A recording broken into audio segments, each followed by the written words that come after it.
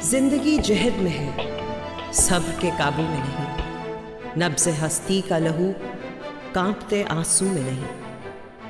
उड़ने खुलने में है खुशबू, गमे गेसू में नहीं। जन्नत एक और है जो मर्द के पहलू में नहीं। उसकी आजाद रविश पर भी मचलना है तुझे। उठ मेरी जान, मेरे साथ ही चलना है तुझे। जिसमें जलता हूं उसी आग में जलना है तुझे। उठ मेरी जान, मेरे साथ ही चलना है तुझे।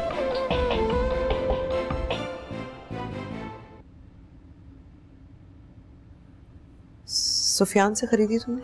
क्या ये सवाल केक काटने से ज्यादा है?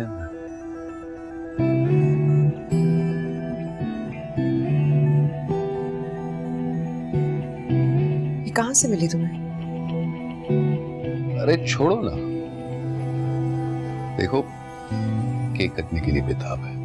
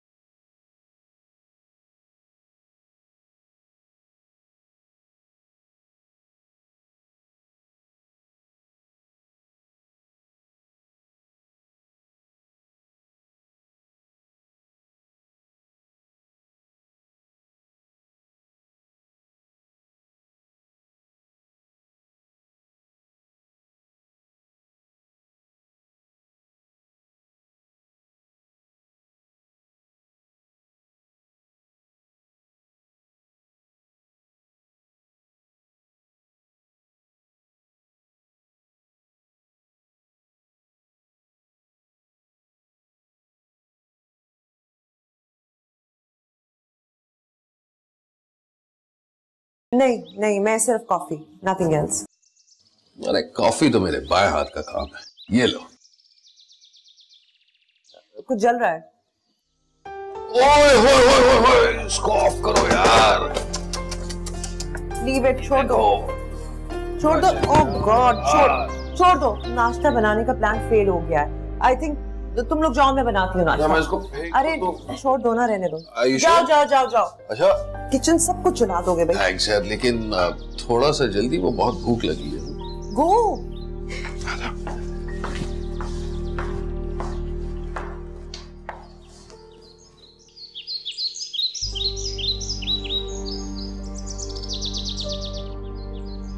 अरे मजाक थोड़ी है, तुम्हारा डैड चैंपियन है।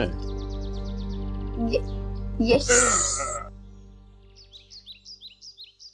यस, गया। लो भाई, ब्रेकफास्ट इज रेडी, जल्दी से कर लो। आ गया भाई, दो भाई, भूख से हालत खराब हो रही है। वो दूसरी प्लेट से वो लेकर आती हूँ। Just start. ठीक है, मैं देखती हूँ। ये लो, यम, गर्मा गर्म टोस्ट।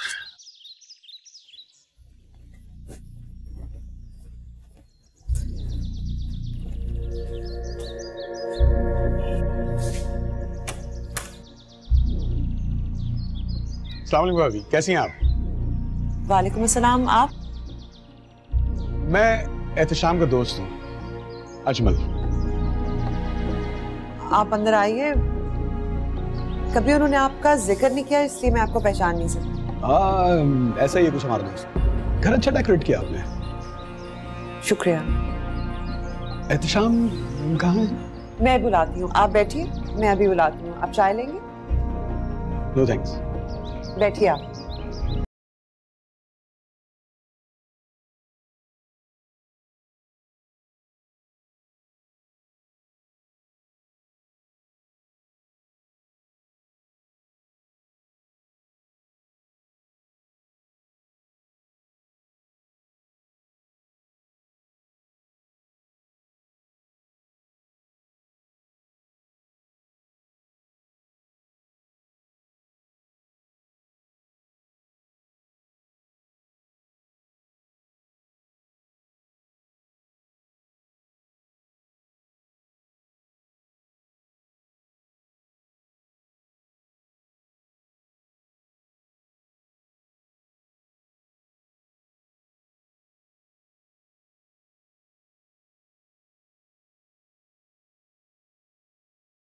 हादसे में नुकसान तो होता ही है, अब जानी हो या माली। उस हादसे में 5 लोगों की जान गई और 17 लोग जख्मी हुए। और जो मेरा नुकसान हुआ है 25 लाख मरने वालों को दिया और 1 करोड़ मलबा हो गया। 1.5 करोड़ का फटका लगाया तुमने। ये दोस्ती नहीं तेरी। दोस्ती? कैसी दोस्ती? अरे तुम जैसे 50 लोग मिलते मुझे रोज और मुझे अपना दोस्त कहकर फख्र करते हैं। तुम भी उन्हीं में से एक हो।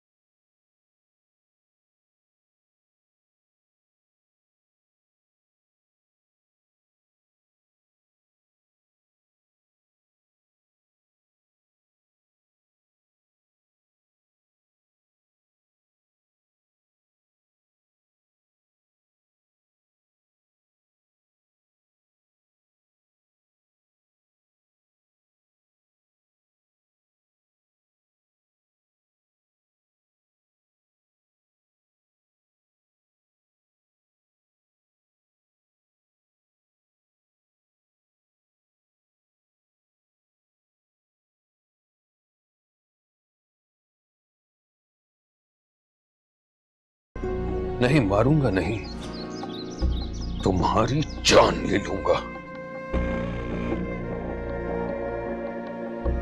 इसलिए बेहतरी इसी में है कि इससे पहले मेरा हाथ उठे यहां से तुम निकल जाओ।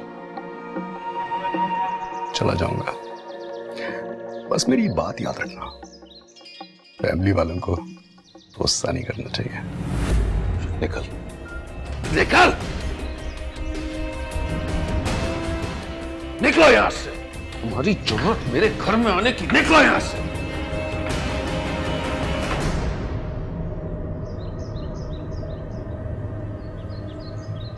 क्या हुआ? ये कौन था? कोई भी नहीं।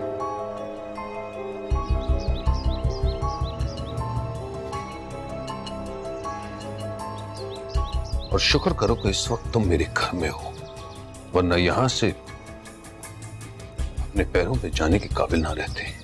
क्या मारेगा मुझे? नहीं मारूंगा नहीं, तुम्हारी जान ले लूंगा।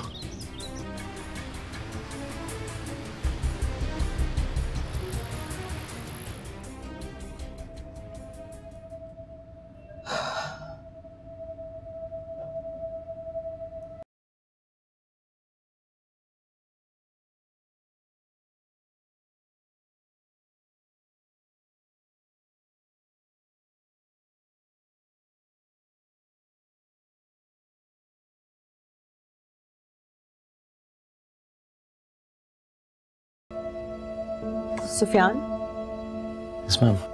ये देख कैसी है? ये रिंग आपके पास वापस कैसे आई? एहतशाम ने दिया है। कोर्स, बट मेरी वेडिंग एनिवर्सरी पर। लेकिन तुमने ये रिंग किसको बेची थी? मैंने आपकी रिंग बेची नहीं थी। क्या मतलब? मैंने रिस्क को दी थी। रिस्क को दी थी? और वो पैसे जो उस औरत को दिए थे वो? मैम वो भी रिस्क नहीं दिया था।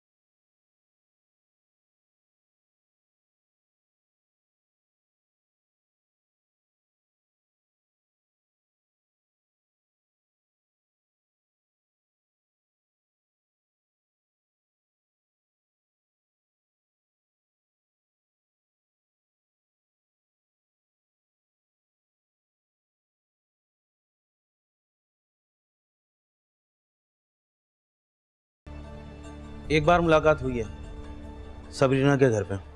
मैं अपनी वालदा के साथ सबरीना के घर रिश्ता लेके गया था, तब ये वहाँ अचानक आ गए थे और इन्होंने अंकल से बहुत बदतमीजी से बात की थी। फिर मजबूरन हमें वहाँ से जाना पड़ा। That is all, Your Honor. Your witness, please. Taimur Mirza साहब, मुझे बता सकते हैं कि मेरे मौकिल नासिर साहब ने आपसे ऐसी क्या बदतमीजी की थी जो आपको महफिल छोड़ के जाना पड़ा? ये काफ़ी बदतमीजी से पेश आ रहे थे। अच्छा, तो ऐसी क्या बदतमीजी की थी आप बताएं, कोर्ट जानना चाहती हूँ। इन्होंने मुझे धमकी दी थी मारने की। जान से? नहीं, इन्होंने कहा था कि मैं तुम्हारे हाथ पैर तोड़ दूंगा अगर तुमने सबरीना से शादी की तो। वो क्यों? क्योंकि ये खुद सबरीना से शादी करना चाहते थे। अच्छा, और नासिर ने सबरीना को जान से मारने की धमकी दी थी? तैमूर मिर्जा साहब, मैं पूछ रहा हूं कि नासिर ने सबरीना को जान से मारने की धमकी दी थी? नहीं, मेरे सामने तो ऐसी कोई धमकी नहीं थी। जनाबे आला, गुस्से में आ जाना, बदतमीजी करना, ये एक इंसानी फितरी अमल है और मेरे मौकिल नासिर साहब नौजवान हैं और जाहिर सी बात है जब उनके महबूब पे बात आ जाए तो कोई भी आशिक हो तैश में आ जाता है। इससे ये बात साबित नहीं होती कि ये इनकी हड्डी पसली तोड़ देंगे या जान से मार देने का घिनौना जुर्म करेंगे। तो मेरे ख्याल से तैमूर साहब की गवाही को मैं सेटिस्फैक्टरी नहीं समझता। Thank you.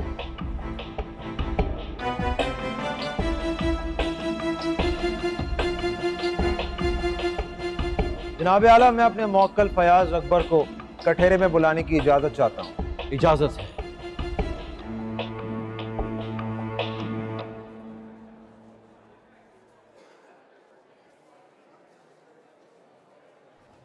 जज साहब, मैं मरहुमा का बाप हूं। जवान बेटी की मौत का सदमा क्या होता है कोई मुझसे पूछे, और वो भी मेरी नजरों के सामने। ये शख्स मेरी बेटी को छेड़ा करता था, उसका पीछा किया करता था जज साहब, और एक भयानक रात को उसने मेरे घर में घुसकर मेरी बच्ची को मार दिया जज साहब, मेरी बच्ची को।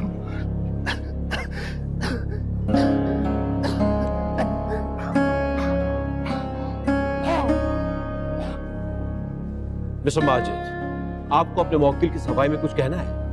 जनाबे आला, अदालत सबूत मांगती है, अदालत गवाह मांगती है। जो मेरे दोस्त इस्तिखाजा मेरे मौकिल के खिलाफ ये साबित करने में नाकाम रहे हैं कि मेरे मौकिल नासिर साहब मुजरिम हैं। मैं अदालत से रिक्वेस्ट करूंगा कि मेरे मौकिल नासिर साहब को बाइज्जत बरी कर दिया जाए। मुल्जिम नासिर के खिलाफ कोई ठोस सबूत और गवाह ना मिलने की सूरत में अदालत मुल्जिम नासिर अजीज की जमानत कबूल करती है और मुल्जिम नासिर अजीज को हुक्म देती है कि बिना अदालती इजाजत के शहर छोड़कर नहीं जा सकते। यह अदालत पुलिस को भी हुक्म देती है कि जल्द अज जल्द मुसम्मात सबरीना वल्द फैयाज अहमद को बाजियाब कराया जाए। अदालती कार्रवाई का हुक्म सानी समात मुलतवी करती है।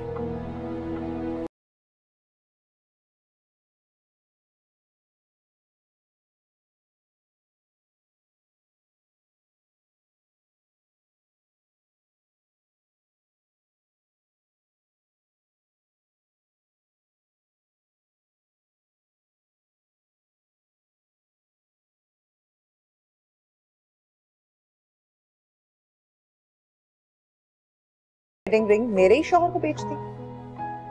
मैम, मैंने ये रिंग ऐसे आदमी को बेची जो उसे खरीदना चाहता था। तो तुम मिलती हो तो शाम से? मैं एक प्राइवेट इन्वेस्टिगेटर हूँ और मुख्तलिफ फर्म्स के साथ काम करना मेरी जॉब का हिस्सा है। I don't care. आज के बाद तुम मेरे हस्बैंड से नहीं मिलोगे। मैं आपकी मुलाजमा या कोई गुलाम नहीं हूँ। जैसे आपके शौहर मेरे क्लाइंट हैं, आप भी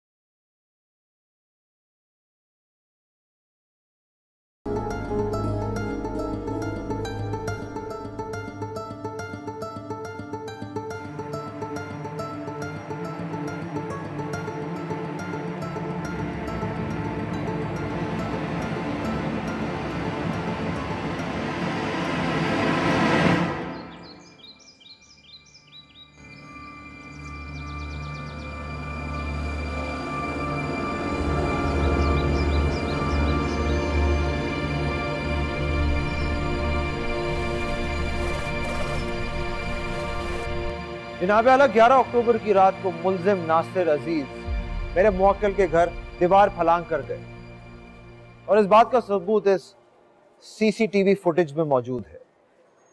और ना सिर्फ ये, मुल्जिम नासिर अजीज ने अपने 2 दोस्तों के साथ मिलकर उस गली के चौकीदारों को बेहोश भी किया। अब इस बात से यह साबित होता है कि मुल्जिम नासिर अजीज रात गए उस घर में किस इरादे से गए थे। आप बताना पसंद करेंगे माजिद साहब? मैं बताती हूँ।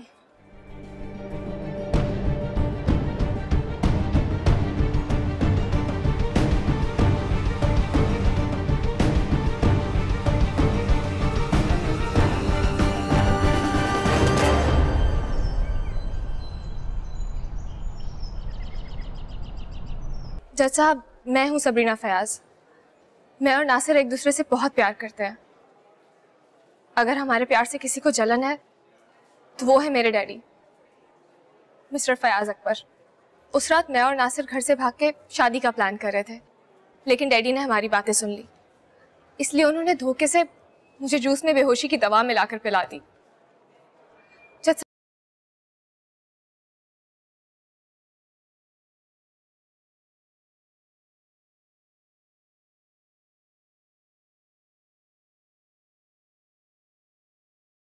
इस शख्स ने मेरे सामने मेरी बेटी पे गोली चलाई थी। बोलो ना बेटा, यही सच है ना? ये झूठ है जज साहब। सच तो ये है कि इन्होंने अपनी अना की खातिर मेरे और नासिर के प्यार को कुर्बान करना चाहा। उस रात इन्होंने मुझे बेहोश कर एक अंडर कंस्ट्रक्शन बिल्डिंग में डाल दिया था। मैं किसी तरह वहां से यहाँ आई तो मुझे पता चला कि नासिर को मेरे कत्ल के जुर्म में गिरफ्तार कर लिया गया है। ये बेकसूर है जज साहब, आप प्लीज इसे छोड़ दीजिए। ये अदालत मुल्जिम फयाज अकबर को क्रिमिनल कॉन्स्पिरेसी सेक्शन 1861 120B के तहत हिरासत में लेने का हुक्म देती है और मुल्जिम नासिर अजीज को बाइज्जत बरी करने का हुक्म सुनाती है। Court is adjourn.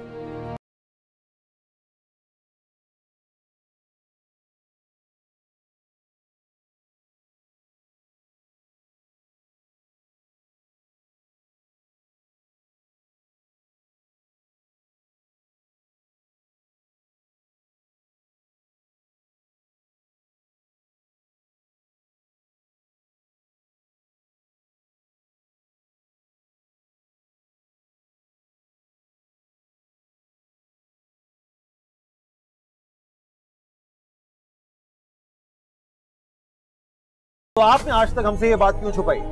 क्योंकि मैंने उसे सगी औलाद की तरह पाला है। वो मेरी बीवी आसिया की औलाद है, उसके पहले खाविंद से। लेकिन मैंने कभी फर्क नहीं किया। आसिया के इंतकाल के बाद भी मैंने शादी नहीं की, सिर्फ सबरीना की खातिर कि कहीं सौतेली में उसे तकलीफ न दे। लेकिन उसने।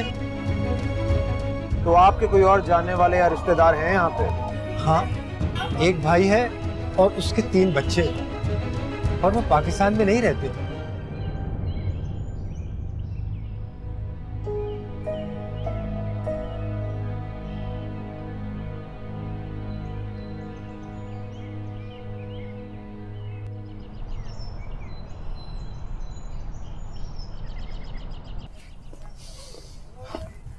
रिज, तुम्हें उनके साथ ऐसे झगड़ा नहीं करना चाहिए था।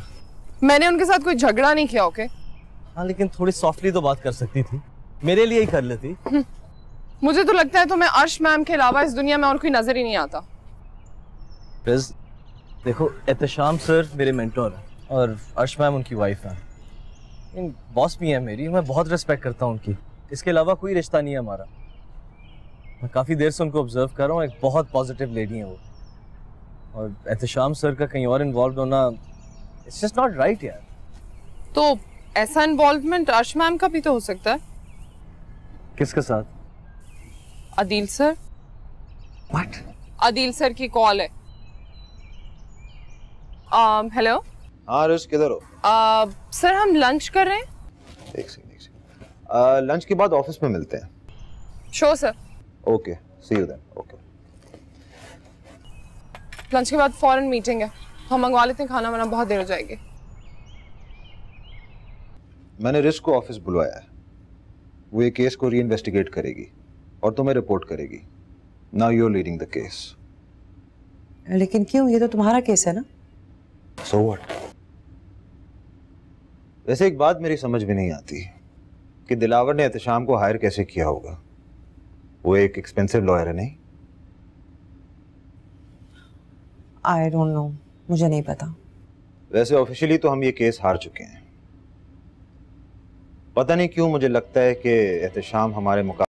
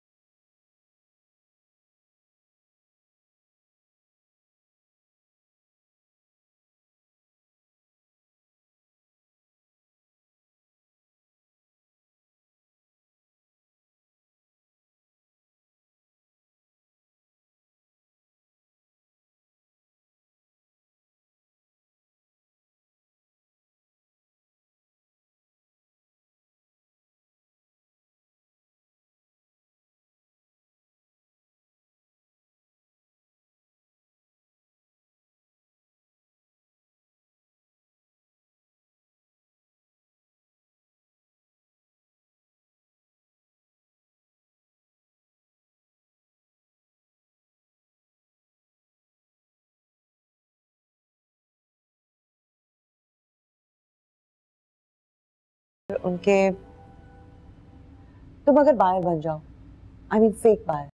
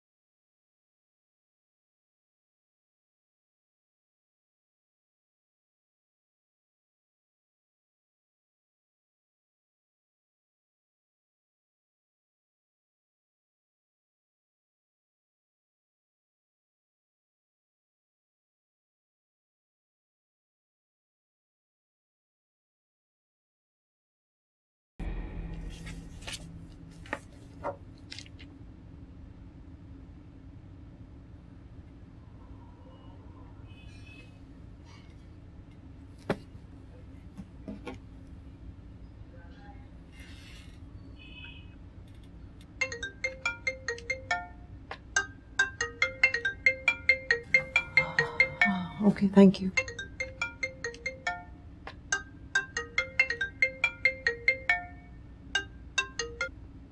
हेलो, आप कोई काम कहें और हम ना करें, रिज तुम्हारे पास आ रही है। फैयाज अकबर के प्रॉपर्टी पेपर्स उसी के पास है। हाँ मिल गए मुझे। अर्श, तुम रिज पर भरोसा कर सकती हो, she is a good investigator. तुम प्रॉपर्टी के पेपर्स देख लो, उनमें पावर ऑफ अटर्नी भी है फैयाज अकबर के सिग्नेचर्स के साथ। अच्छा ठीक है, मैं तुमसे बाद में बात करती हूँ। अकरम के केस की डेट्स के बारे में बता सकते हैं आपसे? मैं मंडे को है शायद, मैं कंफर्म कर लेता हूँ। जी प्लीज।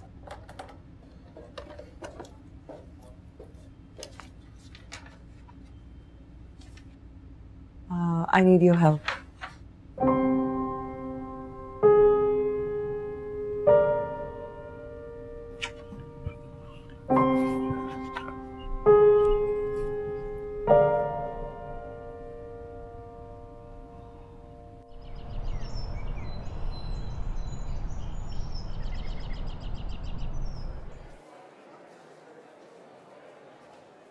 जज साहब, ये साइन मेरे नहीं है। डैडी, ये आप क्या कह रहे हैं? आपने खुद ही तो उन पेपर्स पर साइन करके मुझे दिया था। नहीं बेटा, मैंने कोई पेपर साइन नहीं किए, ये दस्तखत जाली हैं। जज साहब, मेरे खिलाफ कोई साजिश हो रही है। किसी की नहीं जज साहब, ये साजिश सबरीना और नासिर की रची हुई है। इन दोनों का मंसूबा था कि तमाम प्रॉपर्टी अपने नाम करके बेच के मुल्क छोड़ के चले जाएं और मेरे मुवक्किल फयाज अकबर साहब ना करदा गुनाहों की जेल पूरी जिंदगी काटे। ऑब्जेक्शन जनाब आला। पावर ऑफ अटर्नी के पेपर्स पे साइन ठीक हैं या नहीं है? मेरे मुवक्किल नासिर और सबरीना मुल्क में रहेंगे या छोड़ के चले जाएंगे, इन सब बातों का केस से कोई ताल्लुक नहीं है। द पॉइंट इज मुल्जिम अकबर साहब ने अपनी आपसी रंजिश की बिना पे सबरीना को अगवा किया था। That's it. ताल्लुक है जज साहब, ये एक सोची समझी साजिश है जो कि सबरीना और नासिर ने मिलकर बनाई थी। अपने अगवा को कत्ल का रूप देना, उसके बाद खुद ही आकर मेरे मुवक्किल फयाज अकबर के खिलाफ गवाही देना और फिर जाली दस्तखत करके प्रॉपर्टी अपने नाम कर लेने तक ये एक सोची समझी साजिश है। तो अदील साहब, अदालत गवाह मांगती है, सबूत मांगती है। आपके पास सबूत है तो अदालत में पेश कीजिए। सबूत है आपके पास? सबूत भी पेश किए जाएंगे, लेकिन फिलहाल मैं आपकी मुवक्किला सबरीना से कुछ सवालात करने की इजाजत चाहता हूँ। इजाजत? जी सबरीना, क्या आप और नासिर एक दूसरे से प्यार करते हैं? जी हाँ, और हम शादी भी करना चाहते थे। अच्छा सबरीना, एक बात बताइए मुझे कि जब आप और नासिर एक दूसरे से नहीं मिल पाते तो फिर आप फोन पे तो बात करते ही होंगे ना? जी हाँ, हम रोज ही फोन पर बात किया करते थे, इसमें क्या है?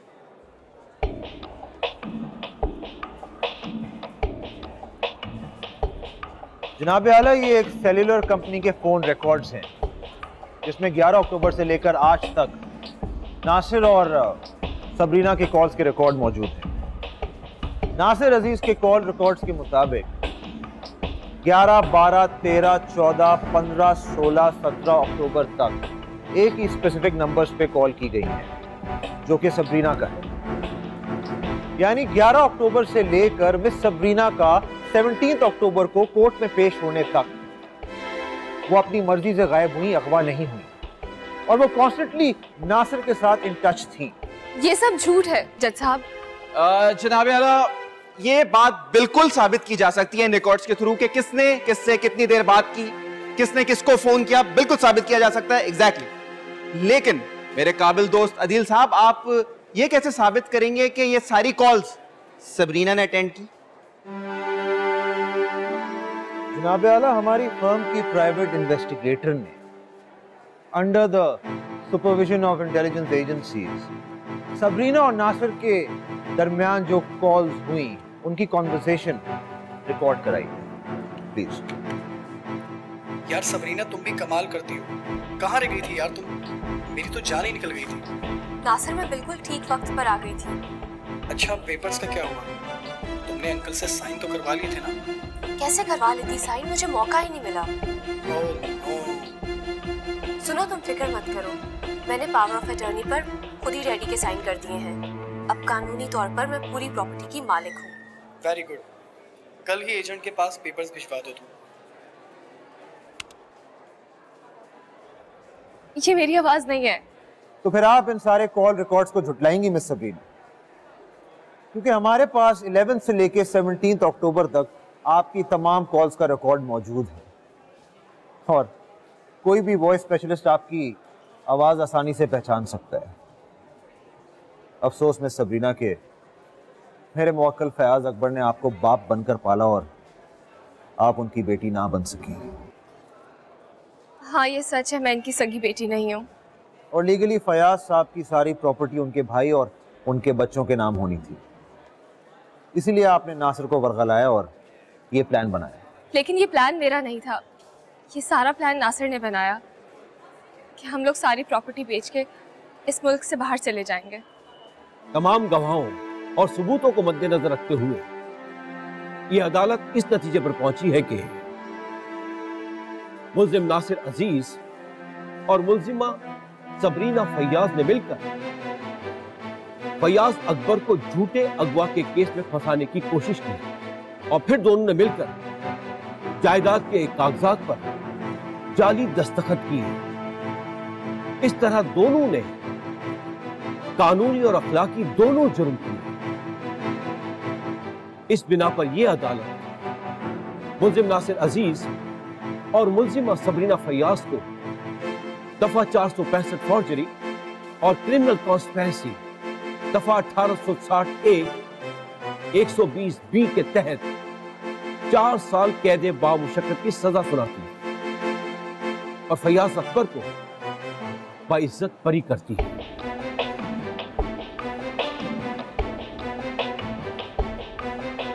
अदालत बर्खास्त की जाती है।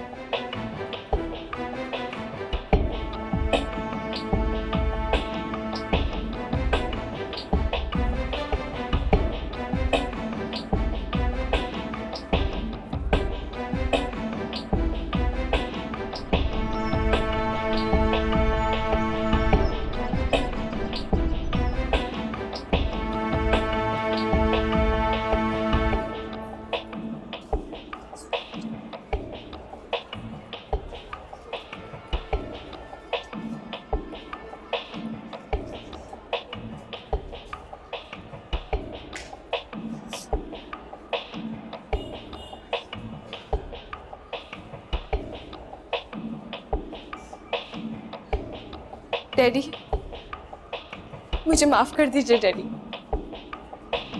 मुझे माफ कर दीजिए। बेटी, मैंने तो तुझे अपनों से बढ़कर चाहा था। एक बार प्यार से कहती ना तो मैं अपनी जान भी तेरे नाम कर देता।